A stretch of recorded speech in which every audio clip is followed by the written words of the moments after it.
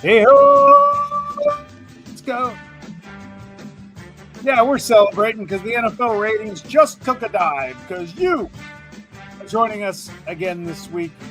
Fantasy Baseball now, as we are just a few days left of the regular season.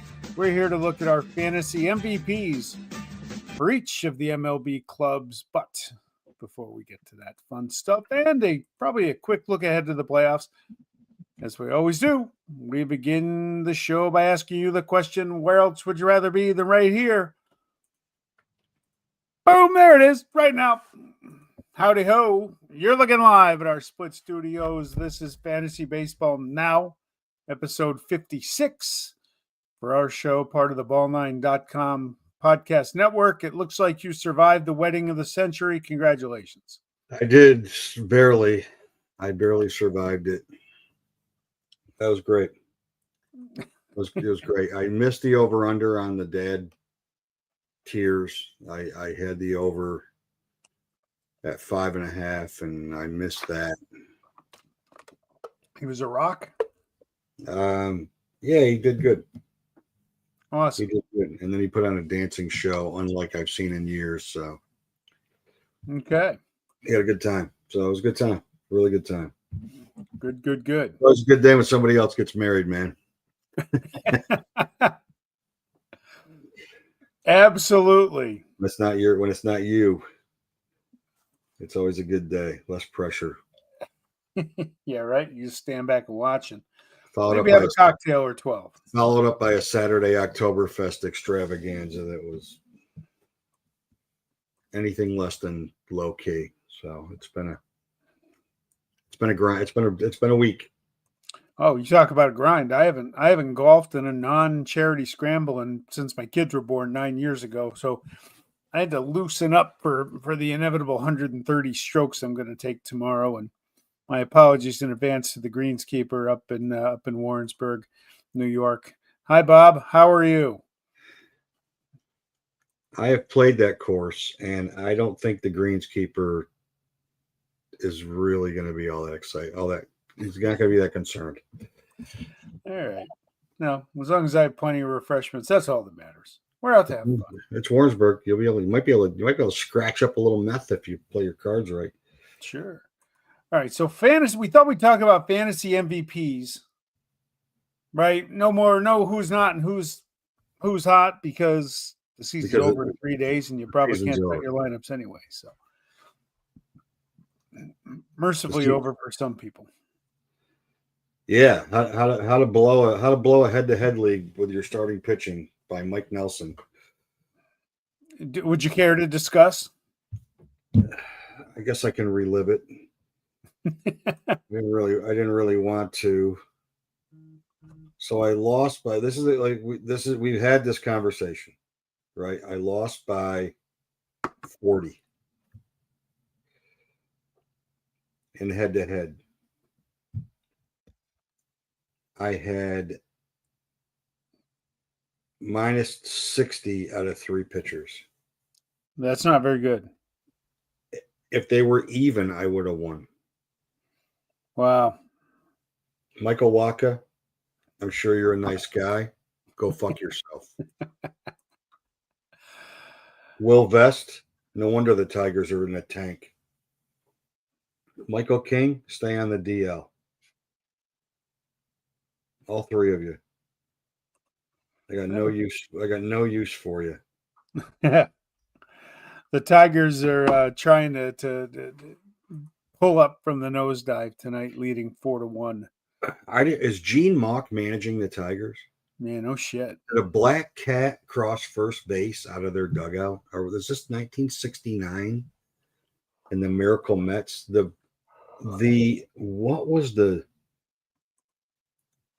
What was the stat that I saw that is just unbelievable? It's unbelievable. It is in the last 21 games. This is runs allowed in the last 21 games. Yep. For context, Seattle has 76. The Pirates, who had 19 shutouts as a team this year, the Cubs and the Dodgers had 78. The Padres 81, the Brewers 82. The Rockies 132. They've given up over 1,000 runs. Last 21 games, Cleveland's allowed 37 runs. Wow. That's historic. It's pretty damn good. That's unbelievable. As long as they both make it. I want the Houston garbage cans out of there. If the Red Sox win tonight, they are out? No. Houston's. They still have a chance to win the division. Who? Houston? Yeah, if Seattle collapses. Seattle won the wild card. They won the division. I thought they just made the playoffs last night. No, they won the division last night. They're up 4.5 with 4 to play. Houston only has 3 games left. Houston won. There was one. Boston's magic number going into tonight was 1. Yeah, they can clinch it. It's going to come down to Houston and the Detroit-Cleveland non-winner. And if you told me 2 weeks ago the Yankees had a chance to win the division, I would have thought you were crazy. But yeah, Toronto looks done. They look Cincinnati done. kept the pressure on the Mets, who are winning. The Diamondbacks can't beat the Dodgers, so that took care of that. And they bunted last night with a guy that hasn't struck out with a runner in scoring position in 3 years. Really? Next innings. Perdomo has not struck out with a runner in scoring position in 3 years. Craig Counsell bunted him last night. Like, what are you doing? What are you doing? Herm Edwards. You play to win the game. Play to win the game. You play to win the game. You want to get to our MVPs? We did. So I did it by division. Okay. And then we'll talk a little bit about the playoffs, as I did drag up our postseason predictions. Oh, goody. Yeah, no, not particularly. Okay. I will let you proceed. Yeah, Judge is obvious. League and I have the National League. Judge is the obvious one for the Yankees. You could make a case for other guys. It's interesting. The MVPs. Sometimes I like to go with unsung heroes. Camaro's been a beast. Like the unsung hero to me is George Springer, because he's a guy, I had him on my team for a little bit this year, and he hasn't been all that good the last few years. You kind of waited for him to kind of tail off. Yeah. He didn't. He hung in there all year. Toronto's got some other guys that could have been on that list, but to me, Springer's been the most consistent throughout the year. Boston, you could have thrown Trevor Story on there. You could have thrown Aroldis Chapman, your buddy, up there. But Crochet's validated himself this year as a true ace. I'm amazed he leads the American League in innings pitched. I'm amazed. Yes. It's a shocker, but he has stamped himself there. And Baltimore, Trevor Rogers gets it 1. He deserves it, but there isn't a guy in that. Is there another guy in the Orioles that has exceeded expectations this year? Now, when I saw you send me that, my first thought was, if there's any explanation as to why the Orioles are what they are this year, that's the guy that's the MVP of the Orioles. That's incredible. It is. That's incredible. I mean, offensively, who's their best offensive player this year? Jackson Holliday? It's probably Gunnar, but Gunnar got hurt at the beginning and never really got going. His numbers are okay, but they're not what you would have expected back in March. Yeah. No, it was Uncle Ted's pick for American League MVP. True. So I started by going straight head-to-head total points. That's what I started with as a premise. I like that graphic, by the way. And Schwarber, I mean, he's closing in on Ryan Howard territory for the Phillies. To me, he's the MVP of the National League. But I know Ohtani's going to end up winning it. Juan Yeah. Soto. Juan Soto has the second most head-to-head points in fantasy baseball this year. And his And problem everybody is the bitched that contract. he had a bad year. It's never going to be good enough because of the contract. No, it's not. I mean, Matt Olson is like the default choice for the Braves. Would he have Just been that choice 3 or 4 weeks ago, though? No, it might have been Ozzy Albies, believe it or not. Yeah, well, he got himself relevant again in the last month. Welcome, Yeah. Todd. Yeah, and Michael A. Harris got relevant after he worked with Chipper. And Kyle Stowers is kind of by default, even though he's been hurt, he still has more fantasy points than anybody on that team. Yeah. Than anybody. And a case can be made for CJ Abrams as the MVP for the Nationals, especially given the second half that Wood has had, which has been horrific. Since the All-Star break, he's been really bad. Hit a couple last night, though. He did, but like you thought 100 RBIs was a piece of cake for him, and he's not even there yet. Yeah. But he still has been their best player this year. He's still been there. To me, he's been their best player. He's been their most valuable player because when they're worse in the second half as a team. When they were kind of fighting and scratching and clawing in the first half, he was why.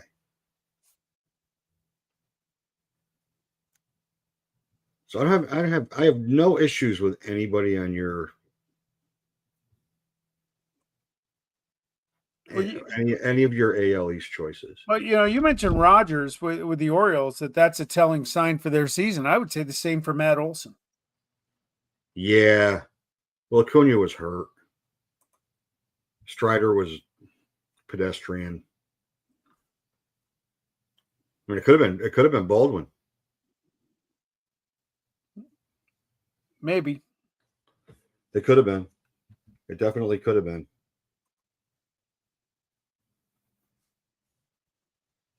So let's go to the Central, and this is where my fantasy points disclaimer takes a hit. It would with yours too, and even though I agree with Screwball. Okay, who would you have put? Riley Green. Riley Green, like if you did it only by fantasy points, it would be Riley Green. He has 2 home runs tonight. Yeah, but he's also got almost 200 strikeouts. Okay. And Screwball's been Screwball. I mean, he's been or 1 home for Green tonight. I mean, with the exception of hitting Fry in the head the other night in the face. The Buxton dude, that's the guy who said don't draft, right? Is that the guy? He was finally mostly healthy. He hit 2 today. He was finally mostly healthy. He had a couple of big milestones in his contract too. Yeah, can you believe it? Yeah, no, he's finally healthy. He's one of those guys. How much can you trust him? Always hurt, and you saw him. I think he got hurt once this year, went on the IL, but you could see him in his truest form. And the White Sox they were a tough team. I chose Sosa over Colson Montgomery.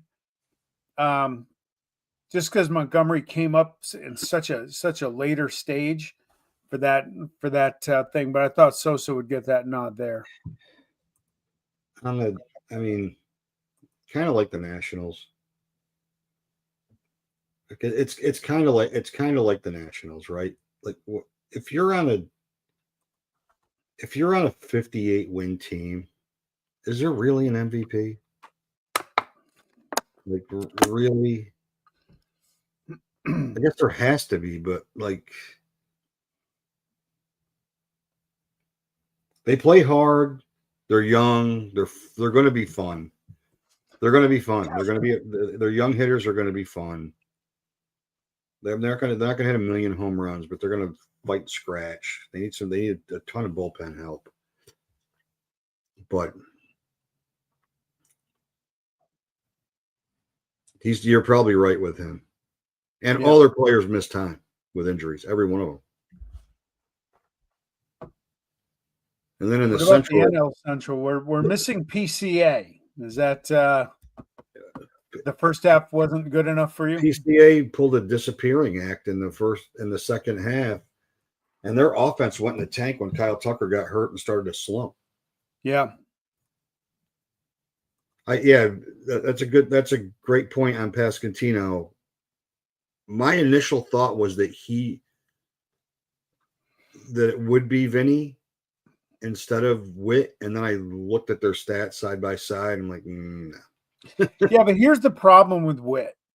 If he wasn't the first pick in a lot of drafts, he was the second. He's a high pick. Okay. And he didn't live up to that billing. Well,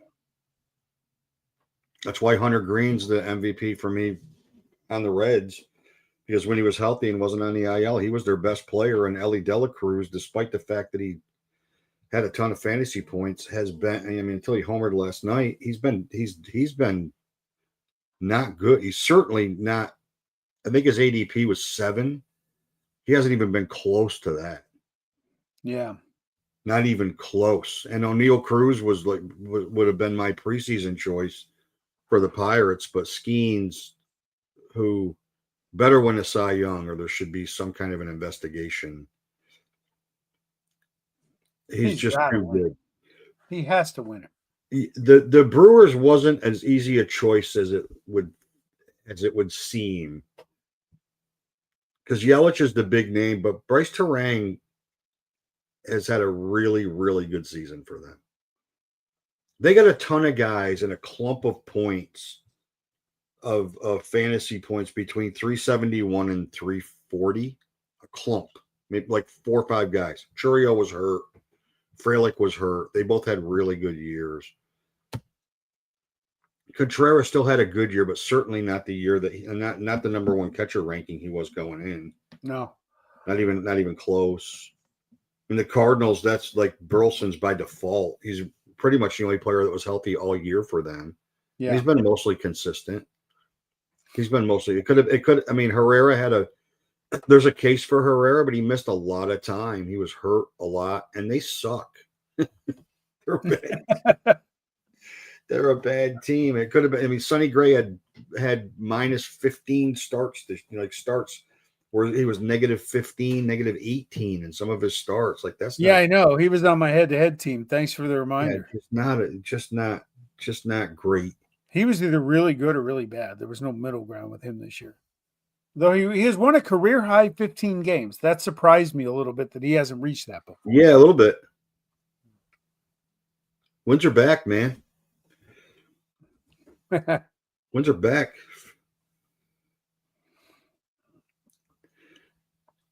And then the West. I never tried to make a case for somebody not to be on a list that I never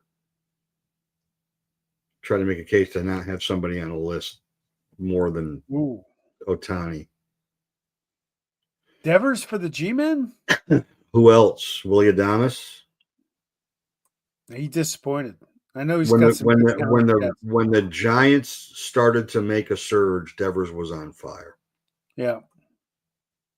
Corbin Carroll's had a great year for the Diamondbacks. Perdomo's been out of this world. Tatis has had a really good year. He's 448 fantasy points. That's more than Tucker. And Hunter Goodman, because who else? Hunter Goodman's a good story this year. He is. He's a good story. Ohtani has had a great year. He's got 54 homers now. He's had a great year, especially considering how that Betts didn't really get going until the All-Star break, and Freeman's had a good year.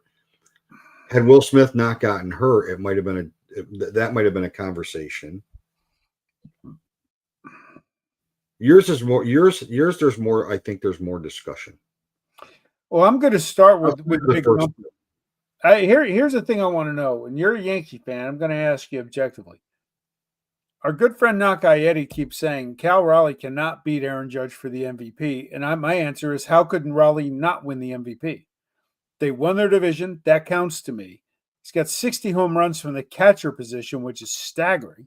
Yeah, it's amazing. how could he not be the MVP? I know it's not Judge's fault he missed time, but he still missed time. The numbers are there for Raleigh. But then you put batting average, you put OPS, you put on base percentage, you put a ton of other stats, and Judge is blowing him away. Like just blowing him away. And all with the exception of home runs, they're close in RBIs. With the exception of home runs, Judge is dominating him stat-wise all across the board, but 60 homers out of a catcher on a team that historically has not hit. It's going to be hard for him not to be the MVP. And that's hard for me to say. If you had a vote, who would you vote for? I'm still smarting from Judge getting screwed by Altuve, so that'll come up again, I'm sure. If you had a vote, who would you vote for? I would have to dissect the lineups more. Because Bellinger and Rodriguez kind of offset each other.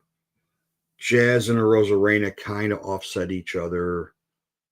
They don't have a Grisham. I mean, they both won a similar amount of games. But that season out of a catcher is pretty historic. So it'd be hard to not vote for him. You got now Kurtz hit 2 home runs, and once that game got away from them today, he's easy. Neto's the guy. I got to give you credit. You were on him early this year. Yeah. And rode him the whole way till he got hurt. Hunter Brown, he picked up what he did the last 2/3 of last year when he got his shit together. I didn't realize he went over 200 strikeouts before his start last night. Well, that's an indictment on the Astros in general, is that nobody from their offense. Had Jeremy Pena not been hurt for a long time, there's a good case for him. But like the rest of the offense. And I'll tell you, DeGrom, good for DeGrom. Over 160 innings this year. I didn't think he'd get to that 150 mark, and that's why I thought he was being overdrafted. So I wanted to put Nate Eovaldi on there. I just couldn't. He hasn't pitched. The reason I would put Eovaldi on there is when he got hurt, they shit the bed. They did. He was unbelievable before he got hurt. They've aged Bruce Bochy a million years this year. That offense, that clubhouse has no accountability in it at all. There's a story out that they're non-committal about Bochy. It came out today. I think Bochy's probably just as non-committal about them. Yeah, that tells you where there's smoke, there's fire on that. I think Taylor Ward would be an alternate choice for the Angels, or Joe Adell. Those are the other two that I thought of, but Neto really stood offensively is not their issue. They score plenty of runs. That's not their problem.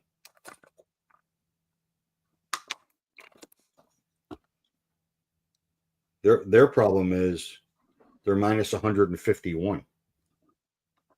Yeah, that typically doesn't lead to winning a lot of baseball games. No, not a little bit. I mean, they've given up 813 runs. That's just about double of the Aths. Yeah, I mean that's 100 more than anybody that's in the playoffs. And as great as the Guardians have been, the Rangers have given up the least runs in the American League. You look at, it's an interesting stat that I no BU they have not ever. Mark Langston. Oh, they traded. The Rangers are plus 77 in run differential. They're 80 and 79. You can't wait to go golfing. And the Guardians are minus 2. Can you believe that? And they've won 9 out of 10. They're down 2 in the 9th inning tonight. They scored 3 runs the other night without hitting the ball to the infield. Stephen Vogt, baby. They scored 3 runs without hitting the ball to the infield. And Jose Ramirez is going to probably finish 3rd in the American League in MVP again. How many times has he been top 5? He's built himself a Cooperstown resume. Absolutely. I don't think that can be argued anymore. People will. People will because they can't help themselves. He didn't hit for enough power. He's 25-25 every year. Every year. How close was Carroll to making this list over Perdomo? Initially, not close at all. Okay. Then when I dug into the stats, it got much closer. It definitely got much closer. Corbin Carroll's had a phenomenal year. Yeah, Perdomo's had a year. Perdomo's never had a year like this. So he'd be like Raleigh. Like Raleigh's never had a year like this. Perdomo's never had a year like this. So there is concern going forward whether it's repeatable or not. But let me find Carroll because he's not that far behind him. He wasn't that far behind him at all. Did Mark Langston start in Seattle or the Angels? I thought he started in Montreal. Oh, you know what? You're right. Because I'm still on that Angel question from BU. I would say Frank Tanana. Yeah, it's not known Ryan. Before he blew his arm out and he topped out at 62 miles an hour. Yeah. I mean, Carroll's 31 homers, 32 stolen bases, and 262. 107 runs, 84 RBIs, and he's also in I don't know why CBS doesn't show triples. He's got a basket full of those too. He's got so many triples that somebody jokingly said, well, he'd be the first 30-30 guy with 30 triples. He's an unbelievable base runner. And that has a lot to do with it. I mean, he's such a great base runner that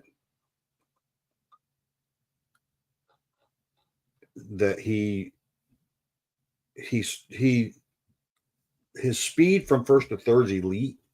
Yep. But he's also a really, really good base runner. Just a really good base runner. And that's what it takes. It takes good instinct and good base running skill to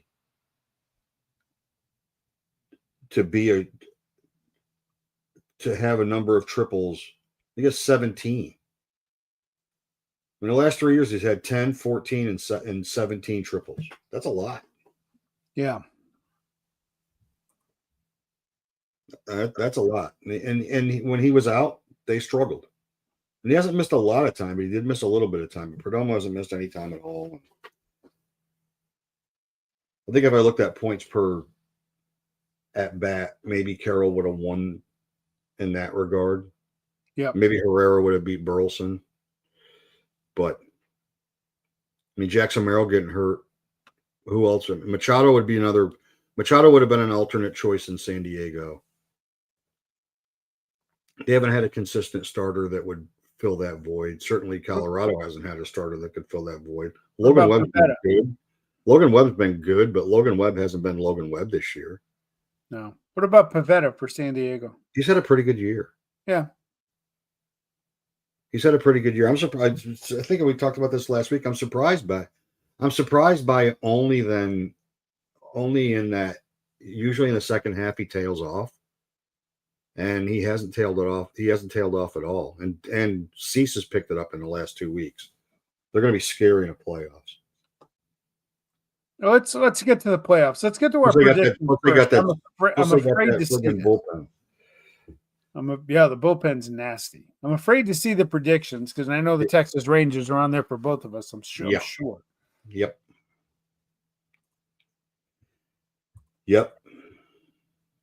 They are.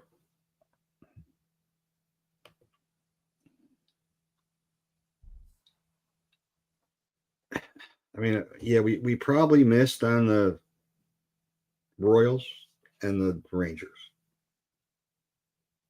Especially since we both had them in the World Series. The Dodgers was an easy hit. So what are those? Wait a second. So that was the championship series entries. Okay. championship series entries, and then the NL and ALCS, and then the World Series. Yeah, it was the championship entries, and then the World Series entries. We didn't go deeper than that You didn't have at the all. But I Yankees. know in the predictions, in the division predictions, I had the Red Sox making the playoffs. You didn't have the Yankees in your final four in the AL. That's interesting. No, I didn't think their pitching was deep The enough. final two. I still don't think their pitching's deep enough. Who's the third starter going to be? Heel's underlying numbers say it can't be him. Yeah. It isn't going to be Will Warren. Why not? Schwartler's a good story because Will Warren gets lit up. Oh, okay. And he'll. I think what they're going to do if there is a game 3 is they'll start Heel and back him up with Schlittler. That's what my guess is, because I don't think they trust. Heel walks too many guys to bring him in out of the bullpen. You get yourself in instant trouble with him.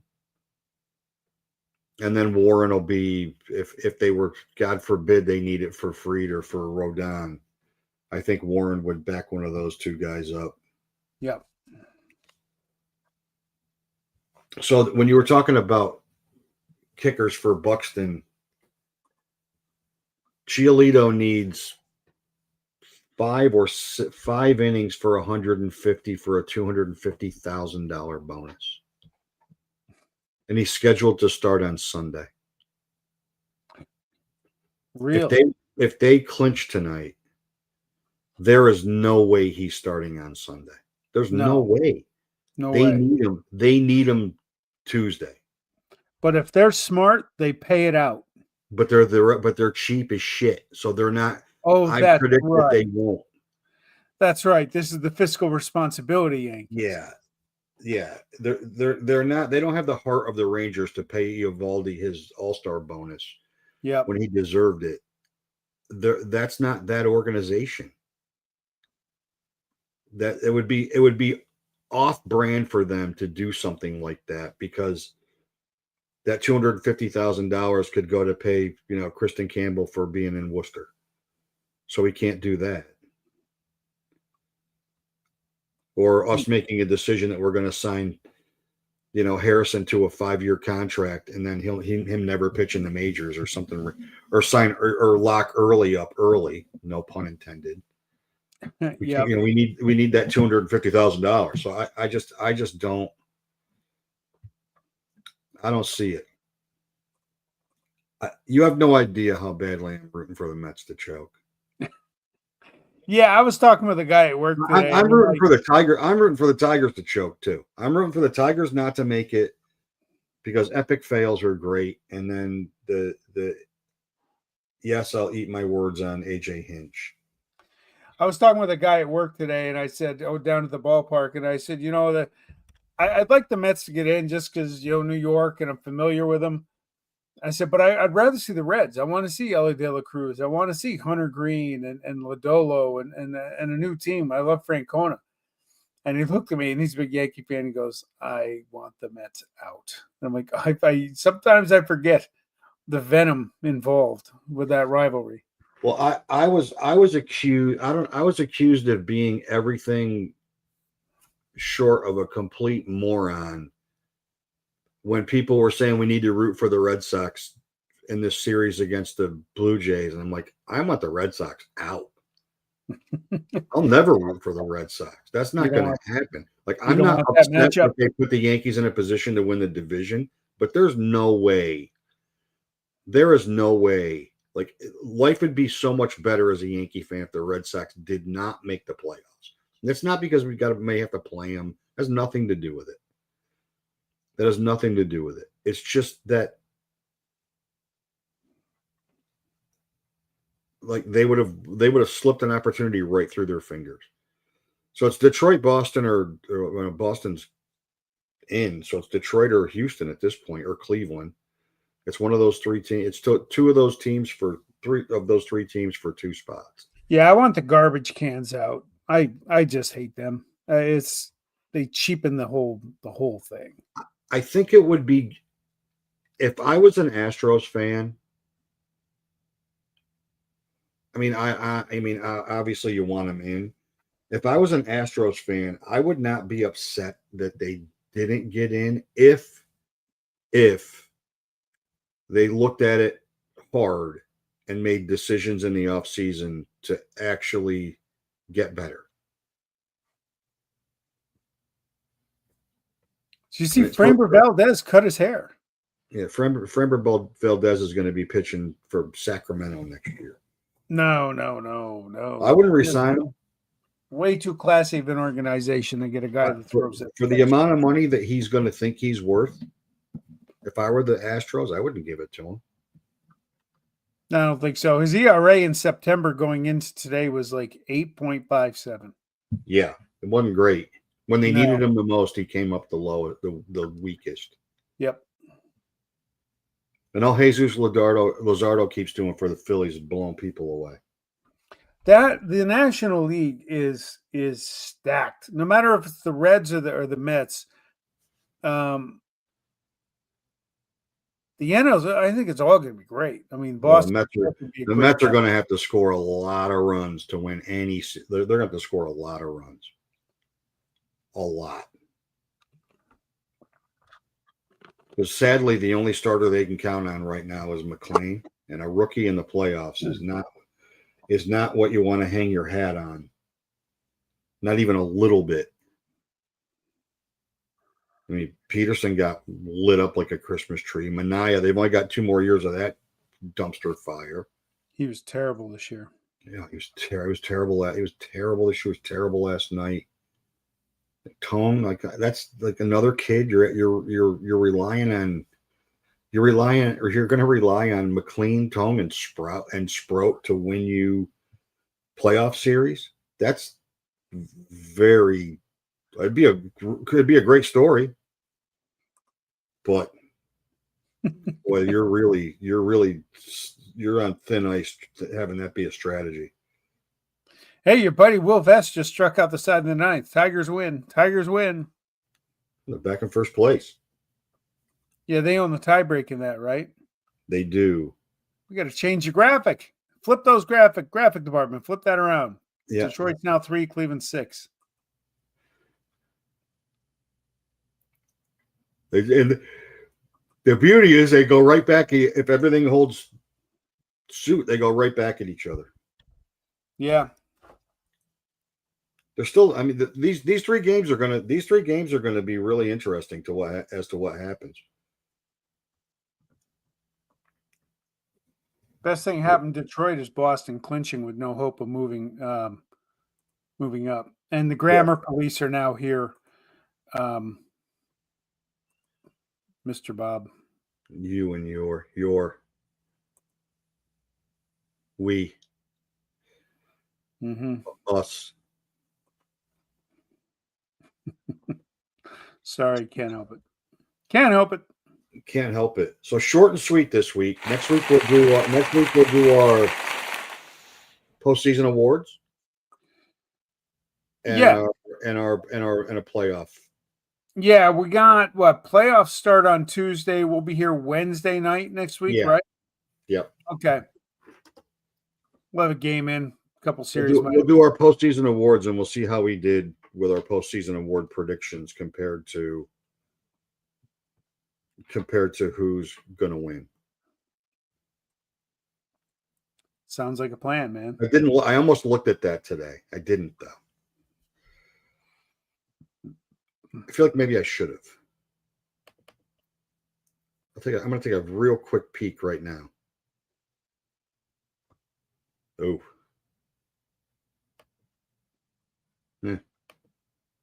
Oof. Must be looking at your picks. Oof. No, I'm looking at the consensus. Oof. No. Wow. Yeah, it's going to be interesting. All right. It's going to be very interesting. We will look forward to it. So next week, it's going to be very interesting to talk about how wrong we were. Back at our new night on Wednesday, right? We will be back on Wednesday next week. All right. Well, hey, short and sweet tonight. Get out of here, and you guys can. 3 games left. NFL's ratings can spike up again now that we're off the air. Yeah, the maybe potentially one Cardinal or Seahawks fan can jump. Go back to it. Maybe. All righty. Peace. Chat at you later. Be good, everyone.